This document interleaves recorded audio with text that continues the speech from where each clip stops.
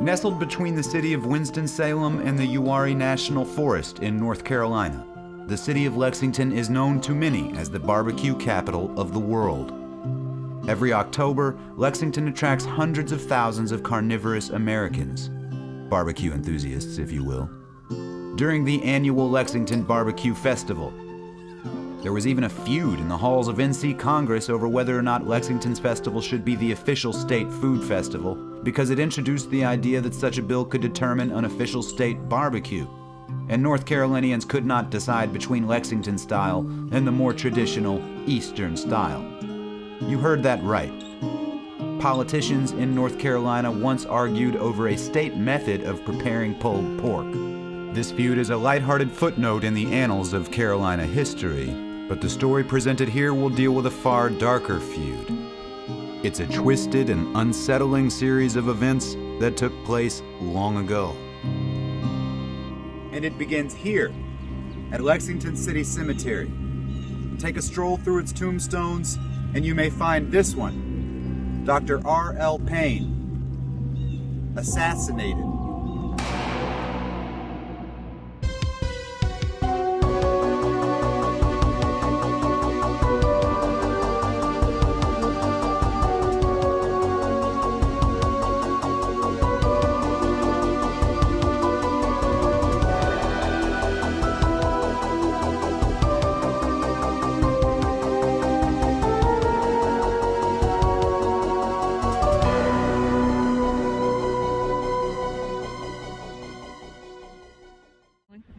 Welcome to Mysteries from Behind the Beyond.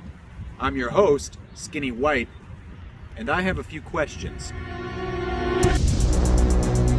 Who was Dr. R.L. Payne? Why was he assassinated? Who was his assassin? In seeking the answers to these questions, all of which were provoked by a single one-word epitaph, I encountered a rabbit hole so deep and so weird that I was shocked no one ever made a documentary about it. I found myself combing through tons of microfilm, cluttering my computer desktop, hounding county officials on the phone, chain smoking, drinking dangerous amounts of coffee, having nightmares, pacing, retracing, drinking more coffee, becoming frightened at the idea that I've had too much coffee, fighting ghosts, rambling incoherently, night sweats, fatigue, morbid thinking, those cuckoo clock eyes like you see in a cartoon. Luckily, the Davidson County Historical Museum and the Genealogy Department were happy to assist me. They didn't treat me like a weirdo, and for that, I commend them. At any rate, the story I'm about to tell you has been thoroughly sourced.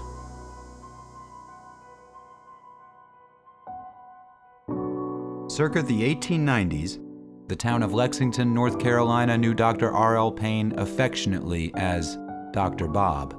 He was the area's most prominent doctor, and he owned a number of businesses throughout Lexington. The Lexington Special, writing to the Charlotte Observer, called him a prominent physician and a leading citizen in our town and county. He was an elder at his local church. His son, R.L. Payne Jr., was also a doctor. And of course, the doctors Payne as father and son were seen frequently together. It's said that the circumstances leading to Dr. Payne Sr.'s death involved a business disagreement between his son and the owner of the Lexington Drug Company, an influential and well-connected man named Baxter Shimwell. Baxter Shimwell was, at that point, extremely wealthy and an employer to many people in the town of Lexington. But the more I researched old newspaper articles about him, the more I became convinced that he might be the angriest man who ever lived. According to the January 7th, 1920 edition of the Hickory Daily Record, quote, Shimwell has figured in more violent affairs than any other living man in the state, and there is scarcely a community that has not seen one or more of them. It is amazing to me that even with the help of the Davidson County Historical Society and its genealogy room, no photograph of Shimwell could be found. I've represented him here as I see him in my imagination, and I've done the same with the doctor's Payne. I'll beg your pardon for having taken this liberty, but as the great Dr. Franklin Rule once said, it's a lot better than a slap on the belly with a wet trout. On Saturday, February 23rd, 1895, a heated argument took place at Kuntz Barbershop on Main Street in the heart of Lexington. Allegedly, Dr. Payne Jr. had advised Mr. Shimwell on matters relating to an insurance policy, and Shimwell wasn't happy. You'll find that Shimwell was never happy and had an alarmingly impressive ability to make sure nobody else was either. Any argument between these men was not ideal. And to make matters worse, they both owned competing pharmacies. Though the on-record details of the argument are hazy, the exchange of words between the two business owners was reported as being so brutal that dozens of townsfolk intervened, begging the men not to kill each other. The fight was de-escalated, but not for long. And why wouldn't these bystanders care? Dr. Payne Jr. was a third-generation physician practicing alongside his well-known and beloved dad, while Baxter Shimwell was, well,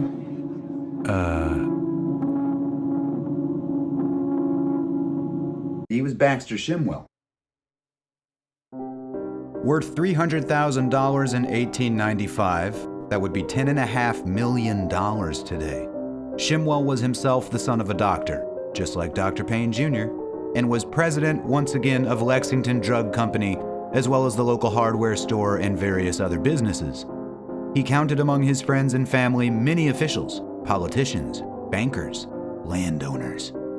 His ability to make and lose otherworldly amounts of money was well known throughout multiple counties in North Carolina and beyond. It's worth noting that he also had a legendary temper. Seriously though, Shimwell was angry like all the time. By that time in 1895, 37-year-old Baxter Shimwell had already once fired a pistol at his father-in-law, a reverend whose hat was the only casualty. Close one. And in an entirely separate incident, Shimwell got into a gun battle with his one-armed uncle, a former Confederate general, who shot Shimwell 4 times, while Shimwell's own bullets missed. Keep in mind that Baxter Shimwell was not a Wild West gunslinger. Whoa, nor was this the Wild West. This was Lexington, North Carolina. And Baxter Shimwell was equivalent again to a businessman in 2023 worth more than $10 million. These are just a few of the many puzzling facts about Baxter Shimwell. After the argument at the barbershop, townspeople were made quickly aware of sudden and intense conflict between Dr. Payne Jr. and Shimwell. Said the Lexington Special, quote, "It was hoped by friends of both parties that the altercation would lead to nothing serious."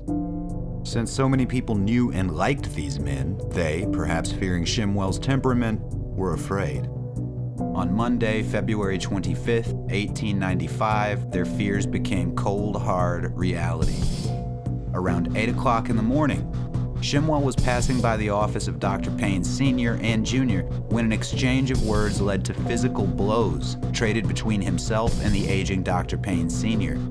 In a matter of moments, both men drew their pistols and began firing at each other.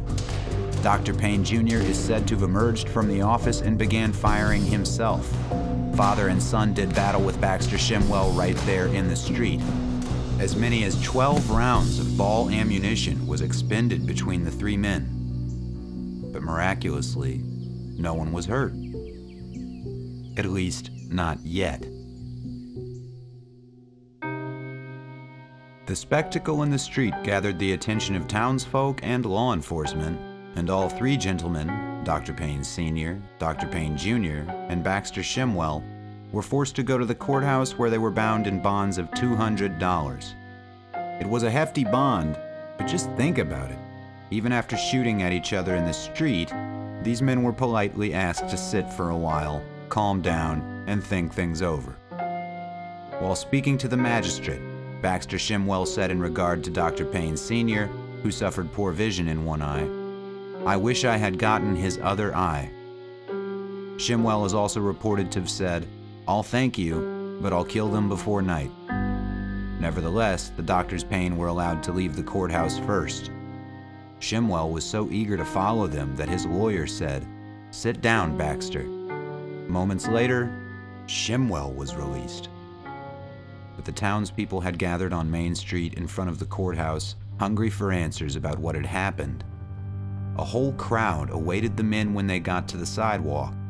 The Paynes began walking home together, drawing one part of the chattering mob, and Shimwell stopped at his drugstore, located right next door to the courthouse. There, he procured 2 pistols, one .38 caliber and one .41 caliber, presumably, as would be argued in the same courthouse later on, one for Dr. Payne Sr. and the other for Dr. Payne Jr. As Baxter Shimwell prepared to head outside brandishing weapons, a Mr. Wheeler said to him, "Baxter, don't do that." Baxter Shimwell then left the pharmacy, walking in the same direction that the Payne family had gone. By this point, Mrs. Shimwell was pleading with him not to continue. Armed with 2 pistols, Baxter Shimwell did what he unfortunately did best. He continued. According to the prosecutor and former judge J.W. Montgomery, quote, 200 people saw Shimwell's demeanor as he walked along. Why was every eye riveted upon him?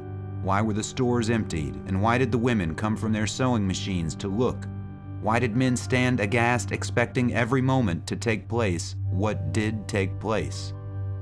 In other words, all of Lexington's main street was watching, and anyone with half a brain and period-appropriate facial hair knew what was going to happen. All right, I'm going to stop right here. All this talk about true crime has me craving barbecue, and I'm not going to be able to finish this thing without some of that sweet Lexington barbecue. Oh my goodness. In front of 200 witnesses, it was said that Baxter Shimwell marched down Main Street with his eyes lit by madness. Barbecue. All right, where were we? Indeed, it was W.J. Montgomery who said, his eye was lit with madness and his face was dark with settled hate. The Paynes were still walking home and now had Mrs. Payne, Dr. Payne Jr.'s wife, in their company. It was she, allegedly, who was the first to see trouble coming. Lee, there comes Shimwell with a gun," she exclaimed. "Look out, Shimwell's upon you," shouted Mr. Kratz, a friend of the Paynes who was walking alongside them.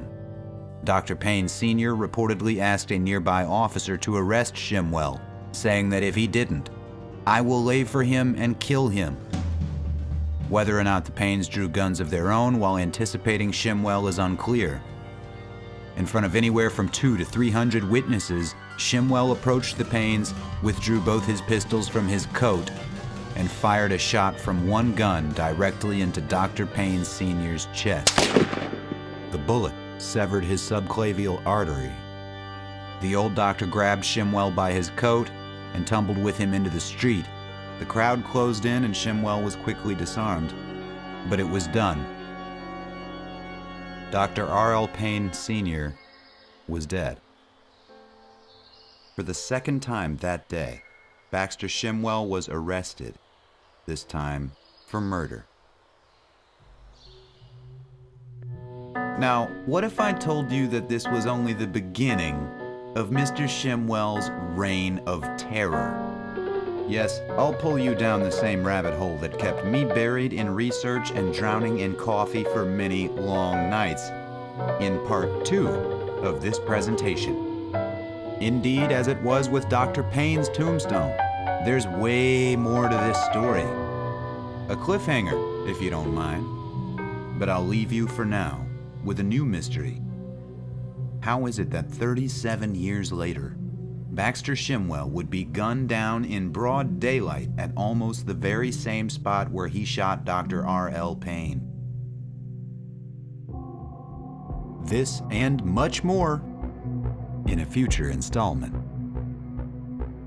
Thanks for watching, and I'll see you next time behind the beyond.